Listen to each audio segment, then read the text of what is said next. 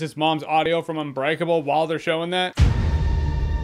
There's the soldier villain who fights the hero with his hands. And then there's the brilliant and evil arch enemy who fights the hero with his mind.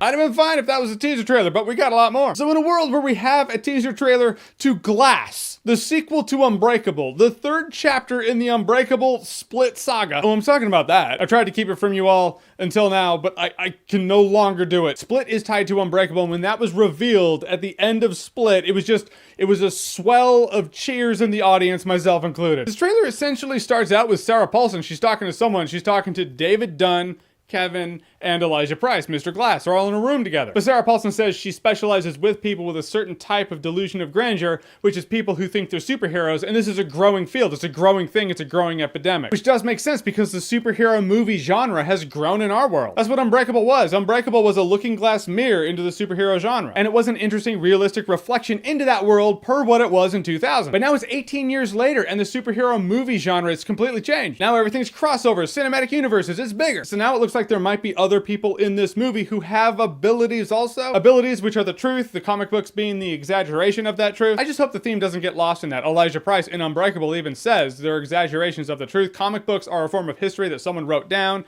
then that history got chewed up in the commercial machine, and now we have what we have. We have comic books, and I hope Unbreakable, the Unbreakable universe, I guess is the word. I hope it doesn't get chewed up in the commercial machine. We get something that doesn't really resemble Unbreakable. I don't know, just addressing concerns, I do think it's completely possible to do it right. I think you can have more people that might have powers in this world without losing the purity of what Unbreakable is. Just an experience in history if we're learning from history, because those who don't learn from history are doomed to repeat it. History has been, the bigger Shyamalan goes, the less good the movie is. So he doesn't try to go too big. Special props to that one scene where Mr. Glass sees that comic strip and it's someone bending the bars, which is exactly what the Beast did in Split. Because that's what it is. This movie looks like it's going to be what Elijah Price's mom was talking about. There's the soldier villain who fights the hero with his hands, and there's the more dangerous arch enemy who fights the hero with his mind. So now you have the soldier villain and the arch enemy. Did you know David Dunn would just have to, if he ever finds Mr. Glass, you just walk up to him and go, pow! Dead. Which makes me wonder why he's even in a room with him. David Dunn's in a room with a couple of murdering maniacs. I feel like he'd just break out of the chains and be like, you're knocked out, you might be dead. Maybe David Dunn has a problem with killing people. That's fine. Let me just snap your arms so you can't wheel yourself around and cause trouble. I don't know why I expect this, but I expect Sarah Paulson's going to be one of them. One of the special people. I don't know. We'll see what happens. But the fact that she's in it, there's something about her.